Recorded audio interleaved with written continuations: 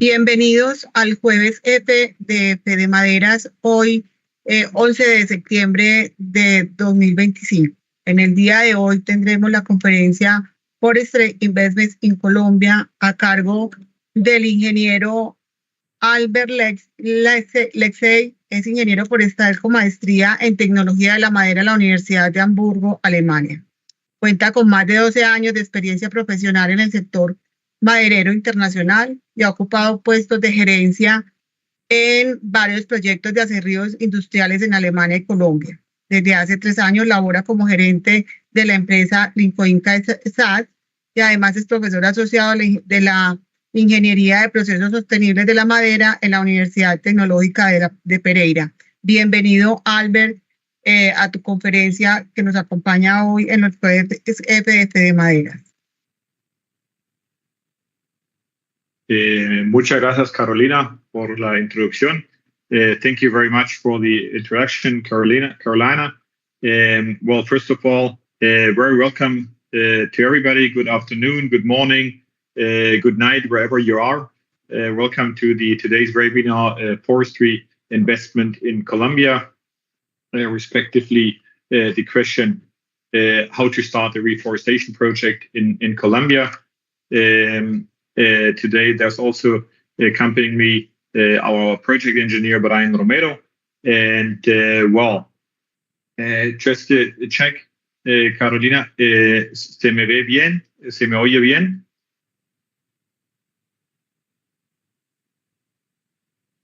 Perfecto. Thank you very much. And then let's get started.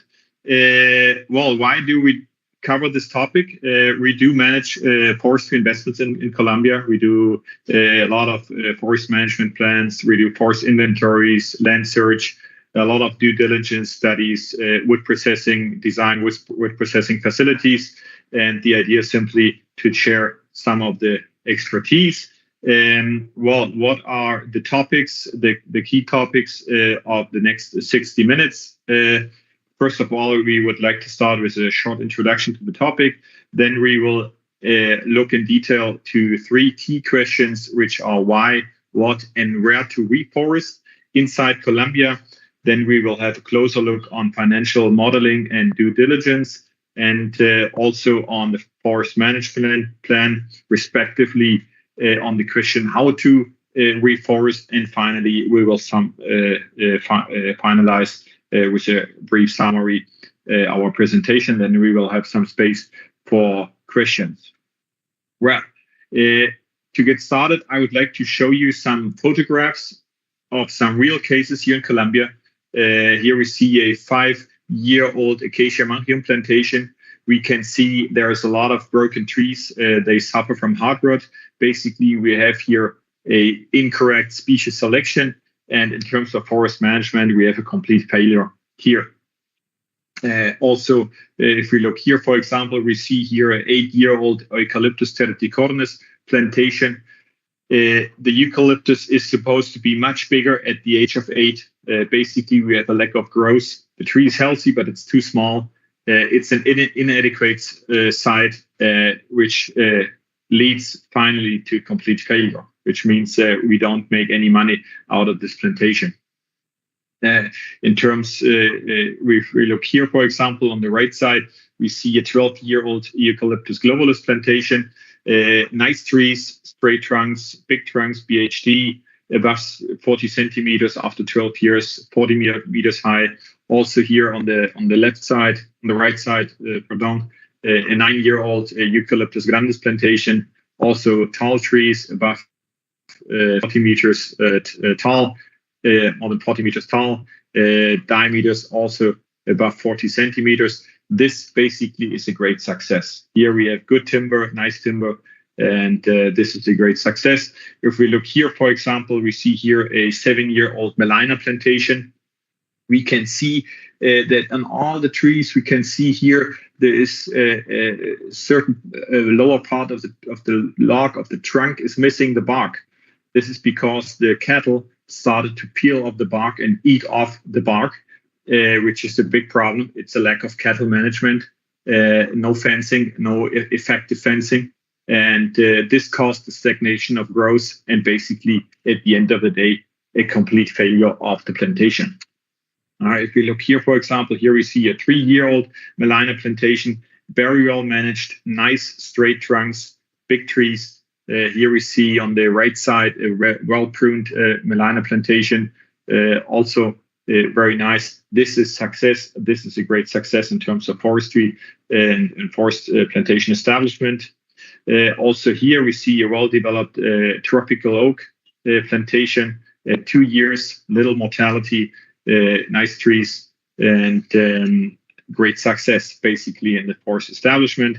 Also here we see a 9-year-old Caribbean pine plantation. We see straight, homogeneous and uniform trees. We see vital trees, and this is here we see appropriate growth. This is a great success in terms of forest management and also forest plantation establishment. Well, now the question here is, how do we actually get there? How do we get to a success and avoid the failure in plantation establishment and management later on? This is the key question. We want to try now to get closer to this question and work out some key points that you should bear in mind once you want to start a forestry investment in Colombia. First of all, I would like to start with the question, why actually should I start to reforest? Why do I want to reforest? There are different motivations. In the past, in some cases, there was just availability of land, and the idea was to start using the land. Or there's also sometimes just the option to lease land or purchase land, and this is not enough. Basically, we need to determine the motivation and the objective of the reforestation in detail. That's very important, and this leads to the fundamental question. What I'm going to do with the wood. The wood is what is going to come out of the plantation. This is what we are going to produce, to generate with the plantation. And this means we need to know what we do with the wood. And this we need to know before we start to plant. Well, how to summarize or how to concrete or respond this question, what I'm going to do with the wood. There's thousands of products we can make out of wood, especially in the last, I would say, 15 to maybe 20 years. Wood products and wood composites have been growing a lot. There's a lot of development, a lot of research in the wood sector.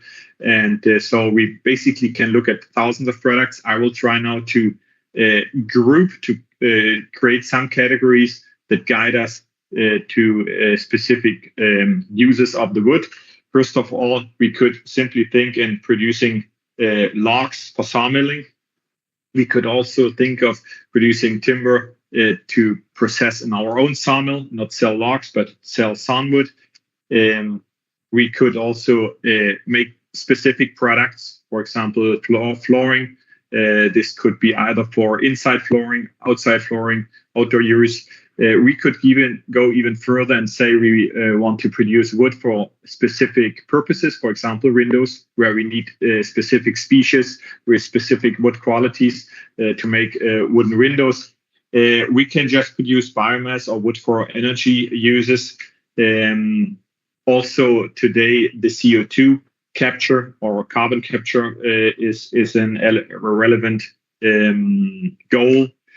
Or produce wood for panel industry, pulp industry, biomass in general for all different kinds of uses, chemical use, composites, or eventually we can also look at combination, which is the case in many projects, because usually, as we can see here very well in the picture, out of a tree we get different wood qualities that are suitable to different products, and usually one contemplates combinations, and this basically leads to the overview we can see here. We can basically distinguish main objectives. The first one, as we saw, reforestation for production of sawn timber for solid wood use, or reforestation for biomass wood, like panels, pulp, paper, biofuels, composites, etc. We can do reforestation just to capture carbon for carbon credits. And we can also do reforestation for biodiversity enhancement, conservation. There is the potential option of getting biodiversity credits at some point. This topic has been heavily debated in recent years. And I could imagine there will, at some point in a couple of years, maybe already biodiversity credits being traded. And as mentioned, the fifth option, the combinations. And the important thing here is that every main objective has a different forest management approach. There's different forest management practices that need to be implemented to reach these goals. And that's why it's very important to clarify the objective first before we plant. And also to bear in mind, usually the main objective shall financially sustain the project. And well, let's look at the typical process chain of a reforestation project. Here we see one of, for example, 30 years. Usually it starts with purchasing land, finding land where we can reforest. Then the planting starts to happen. Later on, there will be maintenance works on the cultivation, like pruning, thinning, and so on. And finally, we get to a harvest. And in the best case, we do even processing, and finally, a commercialization of our wood or wood products. And this is the typical process chain. And well, what we do, or what we always recommend, is once you start a reforestation project, to think this process chain backwards. The idea is the value chain needs to be thought through starting from the end. This means there is a market for a certain product, and then you have a certain volume that you think you can commercialize. And once you know this, then you know what to do in processing, how much you need to process, what processing capacity. Then you also know how much you need to harvest. Then you know what to do as in the maintenance section, planting, and of course putting all the pieces together. Then you will also know what are the ideal, the optimal conditions for the land that you need to get here, right? And that's why we always recommend to think the process chain basically backwards, or from starting from the end. This is an important issue. This gives us basically orientation and makes sure we don't get lost on the way. Well, now let's move on to the question what we can reforest, which tree species I would like to reforest, and there I hand over to my colleague Brian Romero, to our forest engineer. Thank you very much, and good morning, afternoon, everyone. Continuing with the key question, it is important to mention the what. With which species do I want to reforest? The species or group of species to be planted depend on many factors as desired product, land characteristics, soil, rainfall, etc., growth rates, rotation period, financing, CIF, carbon credits and biodiversity credits, market, supply, demand in one form, and other factors. Therefore, it is necessary to understand the reforestation context in Colombia when considering investing in forestry projects. Next, please. Thank you. Here we have some national figure of the sector regarding the distribution of forest plantation by species as of the end of 2023. Next. A total of 551,000 hectares have been established. 80% are concentrated in these 30 species: Caribbean pine, eucalyptus, teak, Oak includes some native such as the ceiba. Some general are repeat such as eucalyptus and pine.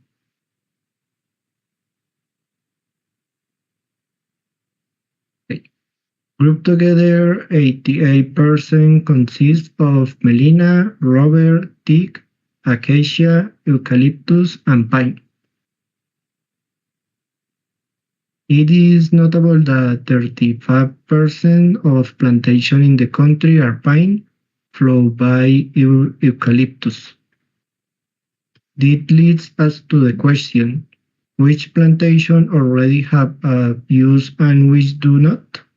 And from there, deduce the market potential. For example, if an investor planted 1,000 hectares of oak, the impact would be greater if it were pine, since oak would move into the top 6 species. Next. Regarding historical development, stagnation has been observed in recent years.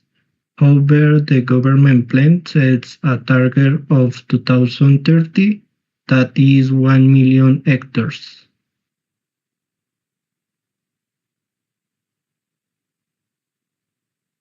Looking at the sector in more detail, 1/3 are conifer and 2/3 wildlife, which is very particularly because in most countries strong in the timber sector is this opposite. This generates great diversity in the market. When comparing native versus introduced species, the vast majority are introduced, 81%. Among the 19% native, rubber is included, which could actually be considered introduced, reducing the native figure by about 40,000 hectares. These are important figures to understand the context and position and project within the forestry landscape in Colombia. I now give the floor to Engineer Delbert, who will continue with the topics. Well, thank you very much, Brian. This was very interesting. Now let's move on the question, where we can actually reforest in Colombia. And here, for example, we see a map that shows us the planted area in the different departments of Colombia. And then one may think, for example, okay, I have these departments, the dark green one, with a lot of plantations here. Probably I have the best forestry conditions, which is not quite true. Now we know, for example, that here in the eastern part, in the Orinoco Basin, we do face logistical problems. So we can already reduce the whole area to a very to a smaller amount of departments where we can actually, or where we actually recommend reforestation. We can see the top 10 departments account for 85% of the national reforestation. This means there can be already done quite a big pre-selection of areas where we can actually reforest, and where we cannot, basically. This is the first step of getting to a specific location. If we look at the specific characteristics that we can find in Colombia, first of all, we have quite a high land availability. It's relatively easy to find properties larger than 1,000 hectares. The land prices are relatively low still compared to Latin America, which is an advantage. The topography, which is very diverse, allows a wide variety of tree species. There is a high future demand for biomass and wood in the future. Right now, about 30 to 50% of the consumed wood is being imported, and this means that this wood that is being consumed right now and being imported, this will be replaced at some point by a national production, and should be replaced, basically. And this means, there's a big potential, the big market potential for more wood. There's also a fairly well-developed carbon credit market. Colombia has been one of the pioneering countries worldwide in establishing a carbon credit system. There's a national carbon credit system, but there's also the option to develop the carbon credits on behalf of an international certification body. There's the forestry subsidy. It's right now deactivated, inactive, but this might be activated soon again. A negative point is there is a big variety in terms of legal security inside the country, which is also very important to forestry projects. Well, how do we get now to a specific location? First of all, we develop customized maps on a case-by-case basis. Here, first of all, we see a national map that shows us suitability for forestry, soil suitability for forestry projects. There we could already get closer and exclude some regions and focus more on other regions. For example, then we could get more closer, for example, on the Caribbean coast, identify different suitabilities for different tree species. Then we also develop regional maps where we assess infrastructure access, paved roads, unpaved roads, access to services such as industrial electricity or domestic electricity, manpower, and so on. And also cadastral maps help a lot to find the right properties. Usually we do categories, as we can see here. We categorize the properties in properties below 200 hectares, then 200 to 400 hectares, then 400 to 600 hectares, and properties above 600 hectares. And then with this kind of maps, we can also already geographically see where actually we might find a property that fits to the investor's needs, right?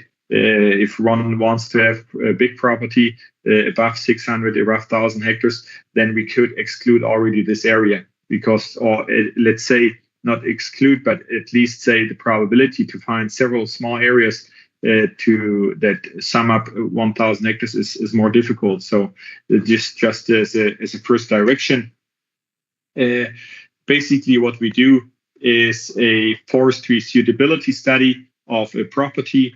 There we do an exhaustive evaluation and assessment of all different criteria that may be of interest for potential purchase. We look at the legal status of the ownership of the neighbors, expansion options. We look at the surrounding region. Then also access to the property is important. How many different ways of access is there?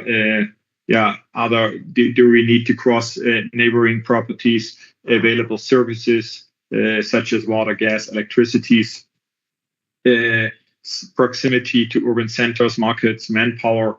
Then also environmental conditions are very important. Precipitation, soils, hydrology, and also the socioeconomic and environmental impacts are important. And well, on behalf of such a study, one may decide, okay, here I start to deepen the negotiation, or better, I start to look on different property. Also, in this context, we develop maps of the land cover where we can actually see how much of the whole area can we actually reforest. Then also topographic maps give us a good idea how potential harvest operations could look like in future, because topography impacts a lot on the harvest technique. And finally, we develop customized project maps where we see different forestry sites, where we assign areas to different species, activity planning, inventory execution, and asset valuation. Well, now having an idea of what and where, I would like to jump to the next topic, which is the financial model and due diligence. Before we go in here, I would like to start with a phrase which I really like, and I fully believe in the in the validity of this phrase. I don't have an author or something, but I've been verifying this many times in many projects, and well, it's the probability of the forestry investment depends primarily on the biological growth of the tree. This is very important that you understand, or that you bear in mind, that if your tree is not growing, you can be very good at technology. You could even have autonomous tractors driving around, guided by GPS and so on. Great technology. You won't make a single penny.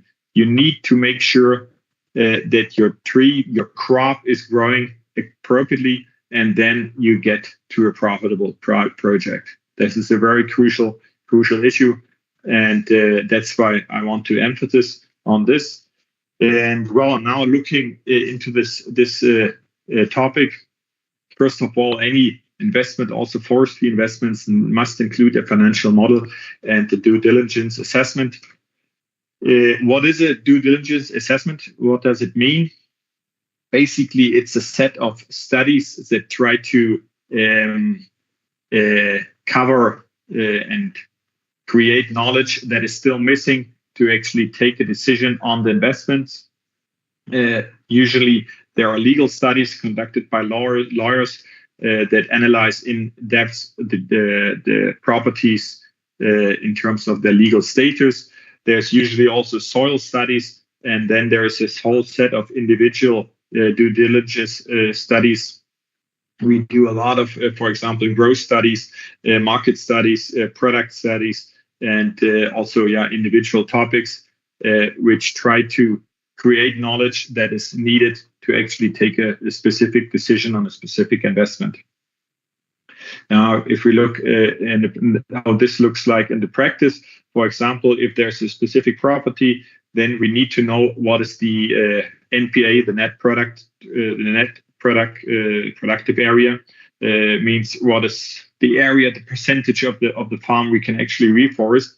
If we, for example, buy 1,000 hectares, then of course we won't be able to reforest 1,000 hectares. There will be water flows, there will be rivers, there will be infrastructure, there will be rocky areas. All these areas we have to discount from the total area in order to get to the actual reforestable or plantable area. This is an important question.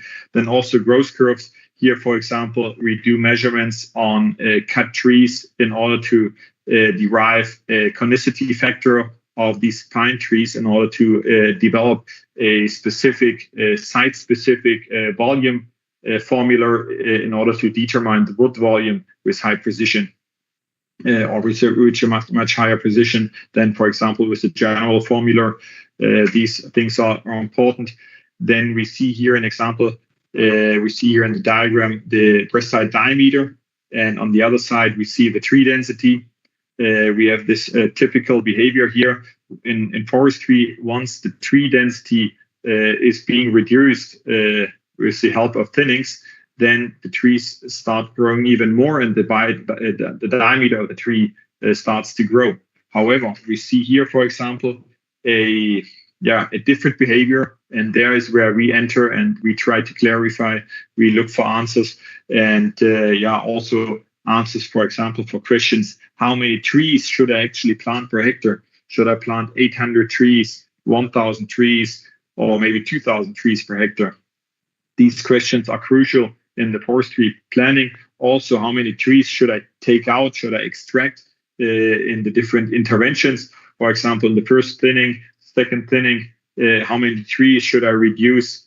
For how many trees should I reduce the tree density in every intervention? These questions are site-specific, are species, and let's eventually project-specific, and that's why there is a due diligence needed. Well, if we look at the financial model itself, here we could talk hours. Basically, it's a big topic. I would like to focus on the most important things. It should include, or it must include, all types of capex, such as land price and investment costs for tractors, infrastructure, and so on.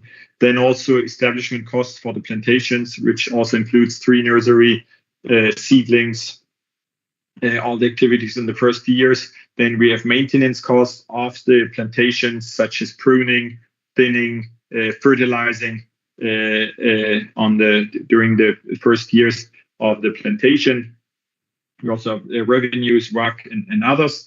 And here is a very important issue also that we should bear in mind, and what we have seen in many cases, which is the financial model is subject to changes. What we try, or what one is trying to do here, is anticipate the project and the future, basically, of a project, the financial development. But this is not an easy task, and usually the financial model is subject to changes. The best example has been, for example, the pandemic. Most of the forestry projects were also affected, as many other industries, by the pandemic. In terms of the wood sector, the pandemic basically caused a big boom. There was a strong price increase worldwide on timber, and which was basically very good for the wood sector. Nobody knew this, and that's what I mean. There is always possible changes, and this leads to the next conclusion. As the anticipation of the financial development is quite limited, we always recommend to focus on what we actually can anticipate quite well, and these are the growth rates per hectare per tree. Academic forest research has been in place already now for almost 200 years. Academic education, so there is a lot of expertise. There's a lot of knowledge already accumulated about growth of trees, and that's why we can anticipate quite precisely these kind of values. And also tree growth rates, for example, increase of the DBH, the diameter at breast height, in centimeters per year, or the tree height in meters per year, respectively. The famous MI, which is the mean annual increment, cubic meters per year. And as mentioned before, the biological growth of the asset, of the crop, of the tree, determines heavily the profitability of the project. That's why we recommend to focus very well in the beginning on the definition of these growth rates. Also, very important, financial models are usually sensitive to the sales prices. These are, in fact, not easy to anticipate, but also very important. That's why a very deep study of the sales prices and the realistic anticipation of the development of sales prices is very, very important.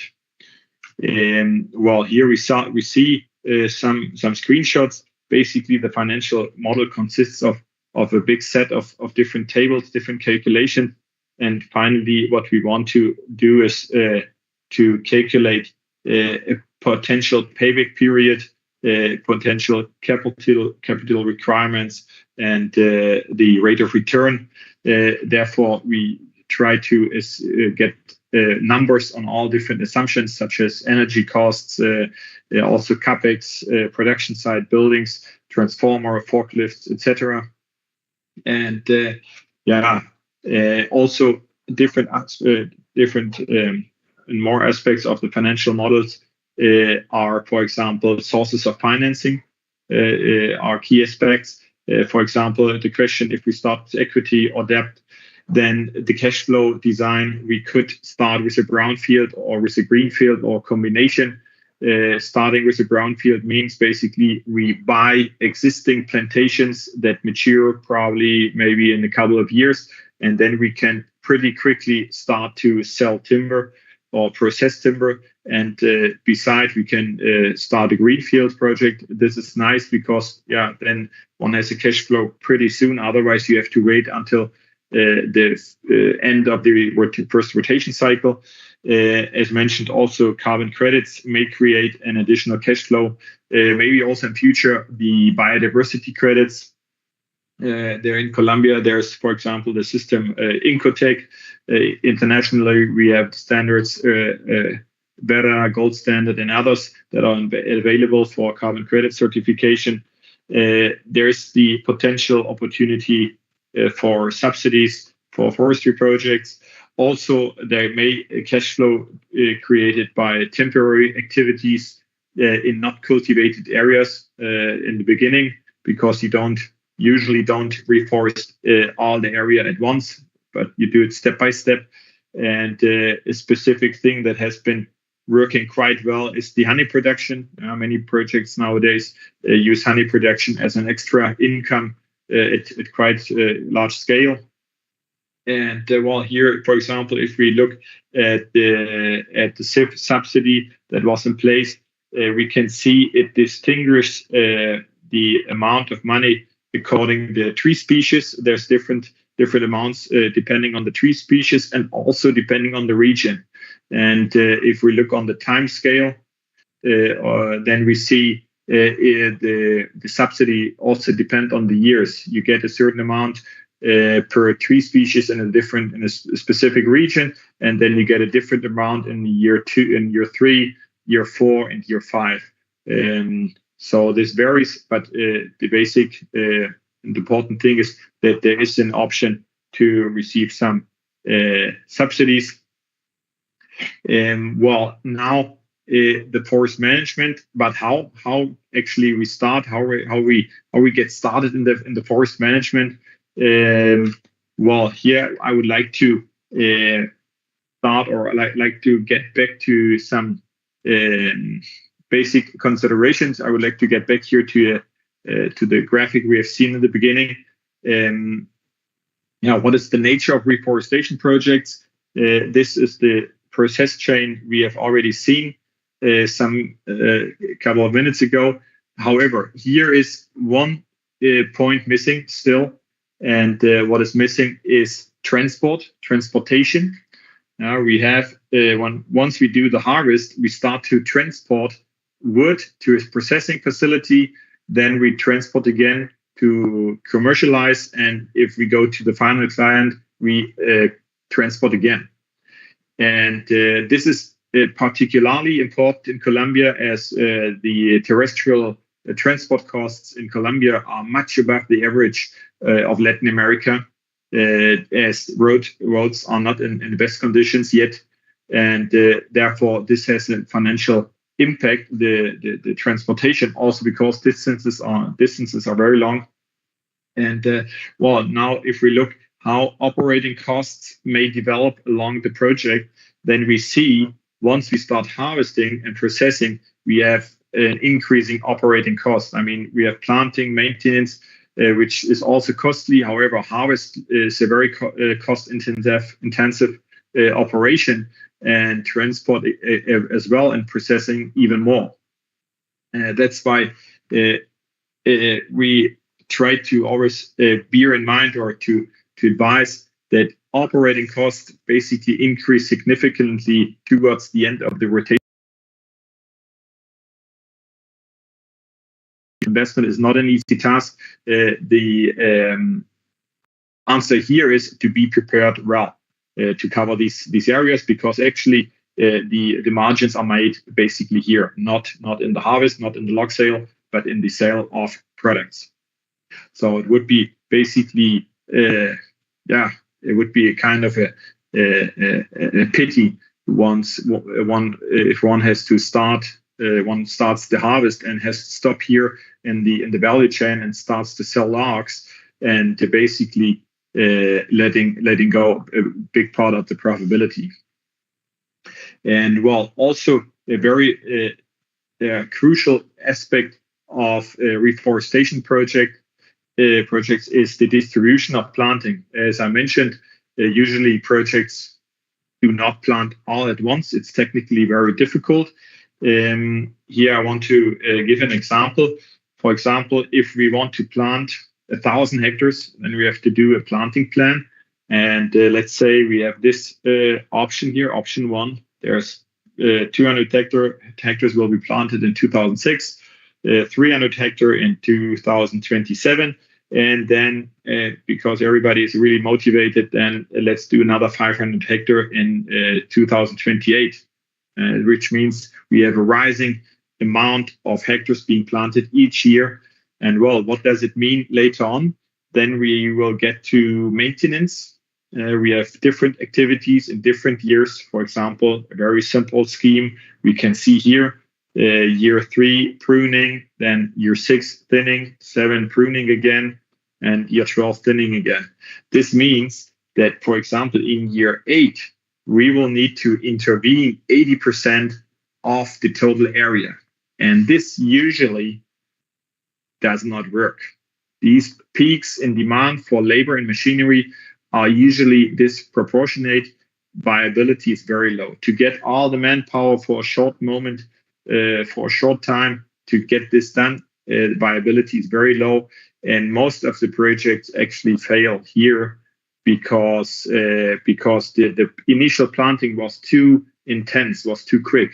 Planting, taking a little seedling to the field is relatively easy, but if you want to take out a log, a tree, this is a complete different operation. And that's why this distribution of planting is in the beginning is crucial for the success and for the option actually to comply with the forest management plan in future.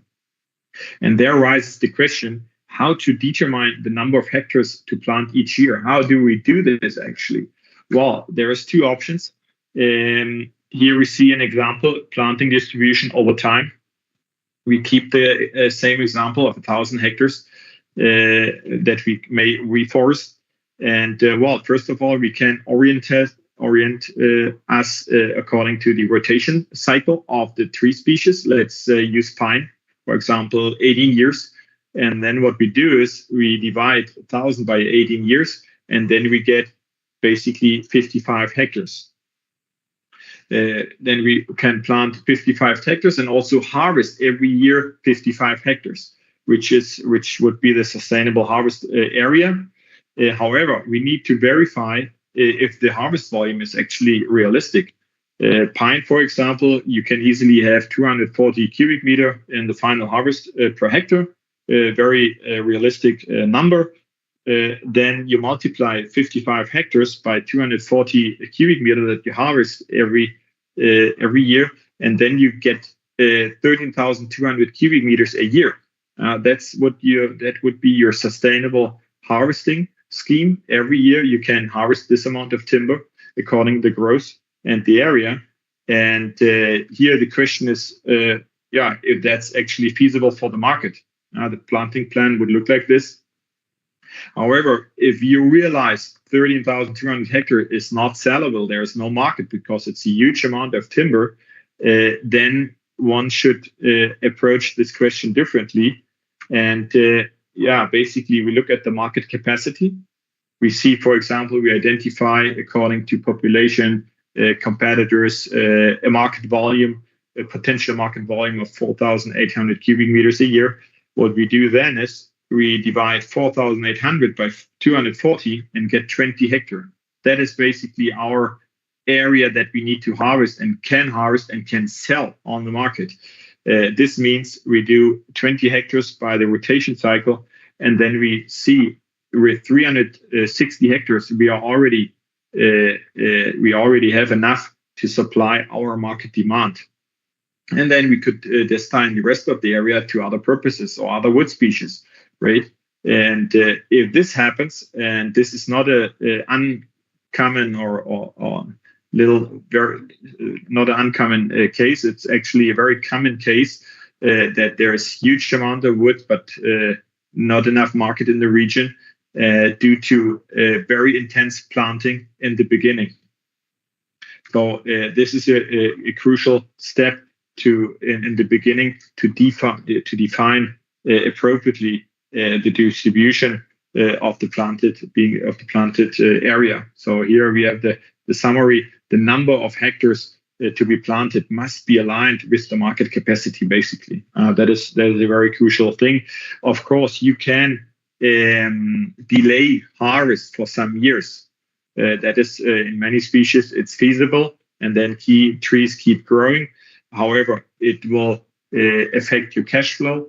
And on the other side, which I mentioned before, if you plant too much in the beginning, the problem here is that you will not manage, or you will not be able to cope with the requirements of the forestry management plan. You will not be able to thin and prune all trees in time, which then leads to basically reduced fruit quality or reduced growth of the plantation, because you're not able to thin the plantation in time. And this is something that has happened to many projects, and that's why we emphasize on this aspect. Well, if we look at the forest management plan, what is it? It's basically a document where we describe all different activities, starting from seedling procurement strategies, tree species justification, nursery, then also all maintenance activity, what is actually foreseen, what will be actually done at what time, fertilization, selective thinning, shape and value pruning, and so on. Also timber processing, marketing is described, future risks may be analyzed, and so on. So this is basically a big document that describes and it gives the rules and framework for all the reforestation projects. And it helps also to establish the annual budget for the forestry operation. Well, this very quickly about reforestation projects in Colombia. I hope you have learned something. We are happy to respond to any questions. Here we have the summary. As we saw. First of all, you need to think the production chain backwards and clearly define the objective of the plantation from the beginning. As we saw in the beginning, the operation costs rise significantly towards the end of the forest rotation. Important to be in mind. Due diligence studies are key to success of the project. And what I think we have seen as well, Colombia has basically favorable conditions for large-scale forestry projects.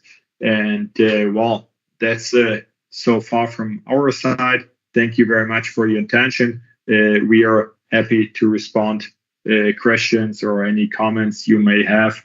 Well, thank you.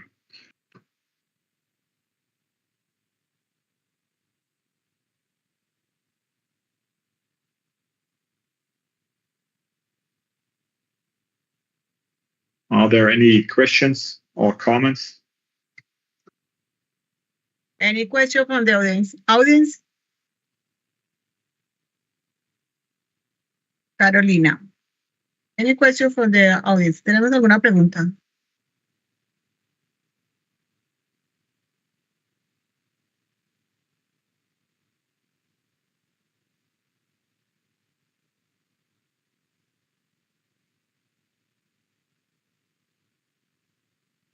Claro que sí. La voy a transmitir entonces en español. ¿Listo?